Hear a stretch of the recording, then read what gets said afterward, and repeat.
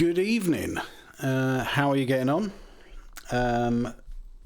This is a kind of sort of half logic tutorial, stroke session breakdown, and sort of look at some of the plugins and things that I do. This is Mothboxer, by the way. So yeah, this is a track that I've been working on for a little bit. Potentially for release at some point. I don't know. I have released 2 albums this year so far, so I think I'm done for this year.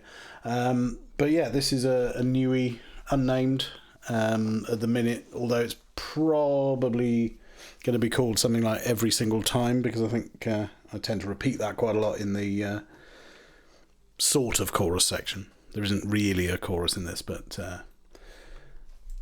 I suppose there is a little one.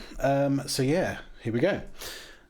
So the first track here, called Bushla, sounds a bit like this.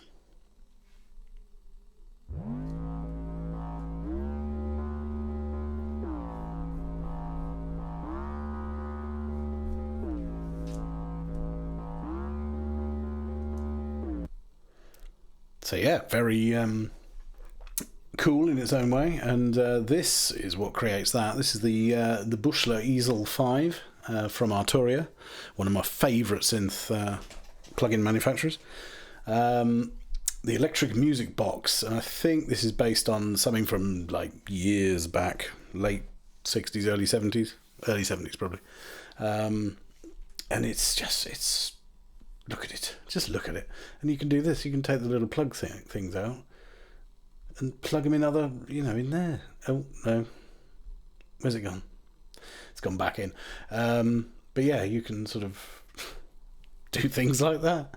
Silly, isn't it? But it's great fun. And this is based on a preset called Reshaped Third, and I sort of twiddled around with a few of these and came up with a sound that I quite liked. And then created a bit of a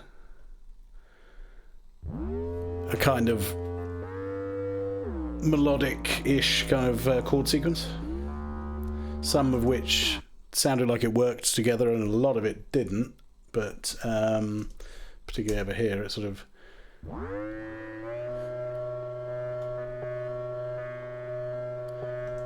rises up and does stuff like that. So yeah, came up with this sort of arrangement and then added a bit of guitar.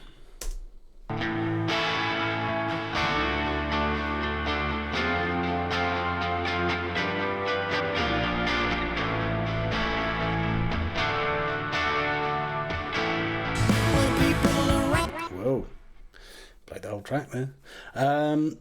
Yeah, very echoey, Syd Barrett-y kind of guitar sound. Good old Syd Barrett, God rest his soul. Using this 14 Cali Suite from Neural DSP, brilliant amp simulators, all of them. Well, I assume so. This one's really good. They do loads. There's plenty of them, but they're not cheap. I think I managed to pick this up on a very good Black Friday deal a couple of years ago, I think, and it's just really good. You've got different pedals, obviously the amp, you've got EQ, speaker emulating, move the mics away from the center of the cone, and all that kind of stuff in the box, and a couple more pedals there, delay and reverb. So yeah, you can do a great deal with that without adding really anything else on, although even though I've got delay and reverb in there, I've also got a tape delay going on it, so it's all very washy and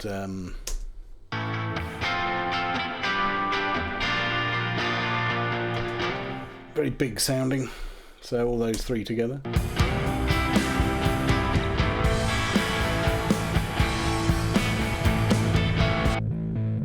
And a bit of bass guitar, giving it the Chris Squire from Yes kind of feel. I love my obsession with bass is just adding that little bit of crunch.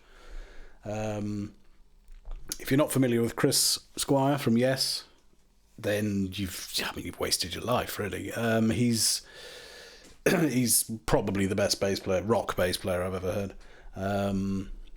Not in terms of technique, but just in terms of sound and in his attack on it and everything. I could list 20 bass players who are phenomenal and as good, if not better, but there's something about his sound. So there you go. Good old Chris Squire. Another one who's not with us anymore, tragically. So yeah, that's kind of the band sound.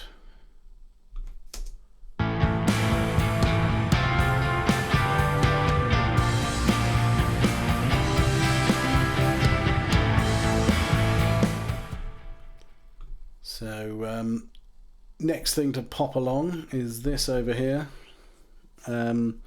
which is a mellotron. Obviously, they are de rigueur, particularly with me. I don't think I've done a track in the last 2-3 albums where there isn't a mellotron somewhere in one of the tracks, if not featured heavily throughout. But I love the sound of a mellotron. Mellotron, if for those that don't know, was essentially the first ever sampler. It's a keyboard instrument that each key went to a spool or a loop of tape, magnetic tape, and every time you hit a key, it would play the tape and loop it. And you'd have lots of different sounds like flutes, violins, whatever. The intro to Strawberry Fields Forever by the Beatles, the flutes. That's a mellotron. So yeah, we've got this going on.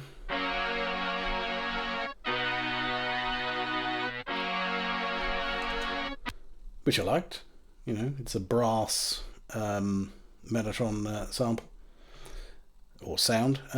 But I wanted something else, so I put another mellotron on it, didn't I?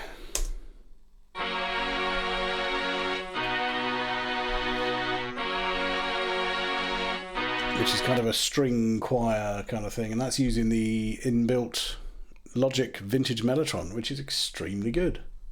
See, you can use all internal plugins that come ship with Logic, but I'm just a sucker for plugins, really, and so I tend to I don't go crazy anymore with plugins, but I've got quite a few of the ones that I use all the time. So yeah, obviously there's the mellotron bit. So we got, obviously I did vocals as well.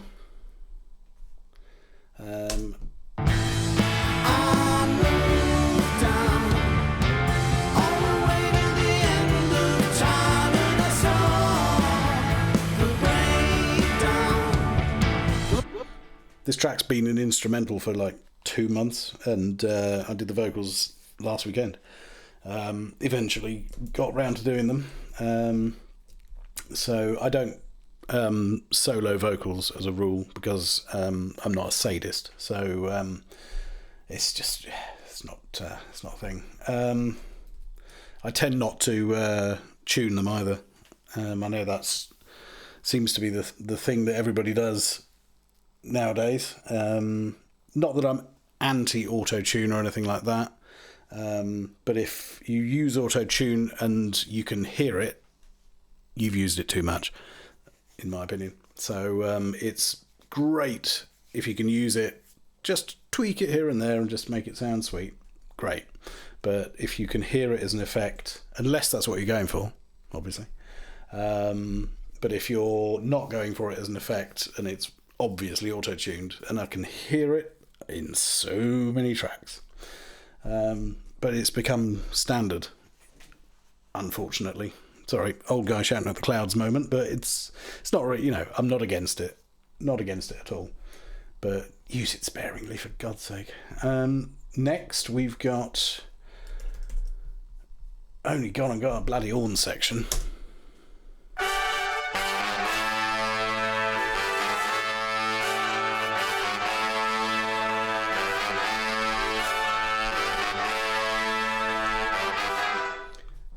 Yes, indeed. So, got 3 sort of bits. That's another Logic inbuilt one, studio horns. So, baritone sax, And we've got the R&B section. So there's another sax, trombone, trumpet, and Contact Session Horns Pro, which is, more brass, basically. Mix it all together and you get that horn section. And I've spent 30 odd years trying to recreate the horn sound from Got to Get You Into My Life off the Beatles' Revolver. And it's close. But what got it even closer was this thing, Soundtoys Devlock, just to give it some crunch. And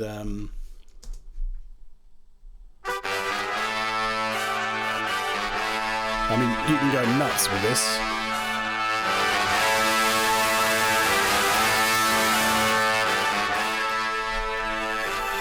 But that's just silly. So you want to give it a little bit. I've got, what was it about there? So level 1 crush, level 2 and a bit crunch. Job's a good one. So yeah, what else we got at this point? Oh yeah, added some extra guitar, sort of clangy Pete Townsend windmill kind of thing. And then right down the bottom here, this is a bit of an anomaly, this thing. So in this section, which is a bit of a jammed sort of section, which is going to be filled in, all these little gaps here, it's going to have stuff in it eventually. It does this.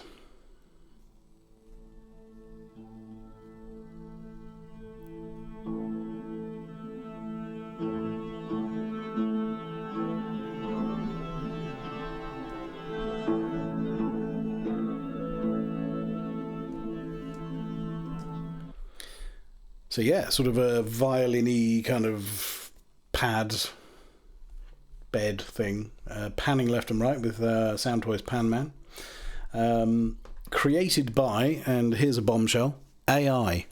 This is a tool I discovered about 3 weeks ago. Watched a Jacob Collier video on YouTube, and it's music effects DJ, and he was involved in the development along with Google to create this AI tool where you can just put in a prompt or a series of prompts, and it will just create what it thinks you mean, basically.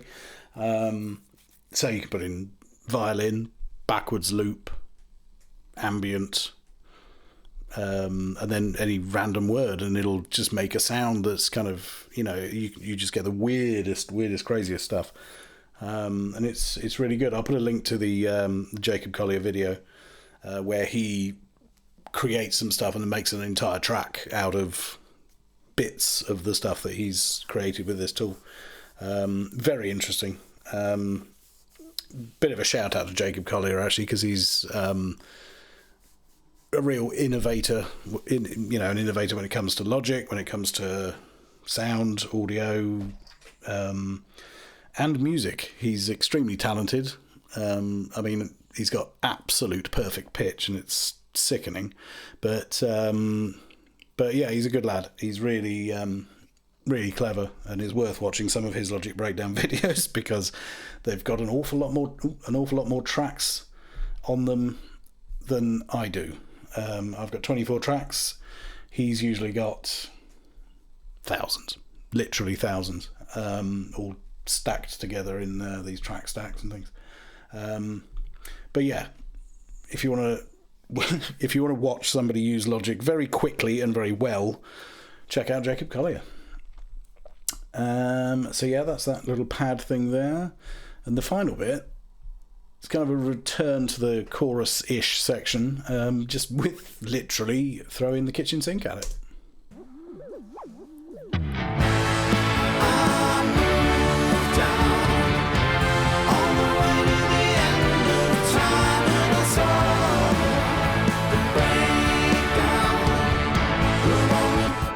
So yeah, we got that. Got the Mellatrons giving it some. The old horn sections out. We've got this chording synth going on. Oh yeah, we've got this as well.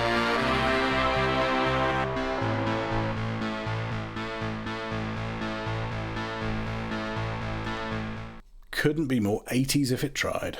And that comes in actually when the horns come in earlier on, but I quite like that as a little sort of low end bed going on down there.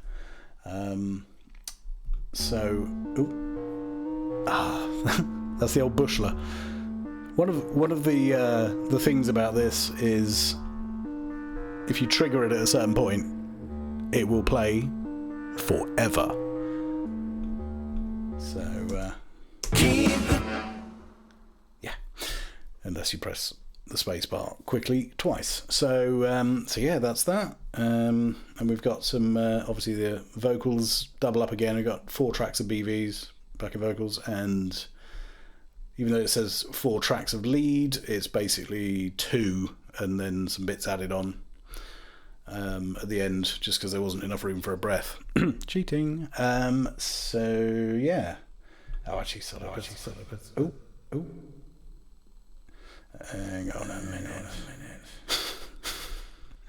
Yeah, that wasn't supposed to happen. So yeah, maybe I will do a little bit of soloing of the backing vocals.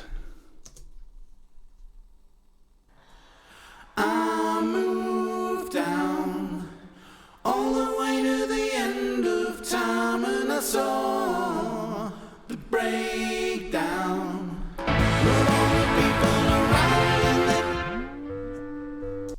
all the people around, he's off again. There you go. Yeah, that's about as much vocal soloing that I can do. It's just, jeez. It's never fun to listen to soloed vocals. So yeah, there we go. I mean, this is a work in progress. This is nowhere near finished. But I thought I'd give you a quick little insight into Logic Pro, which is my DAW of choice, and some of the plugins I use and some of the stuff that I do. I'll probably be doing a few of these videos and see how they go. I might do some like plugin reviews, something like that, or just going through some of the tools that I do use to create music.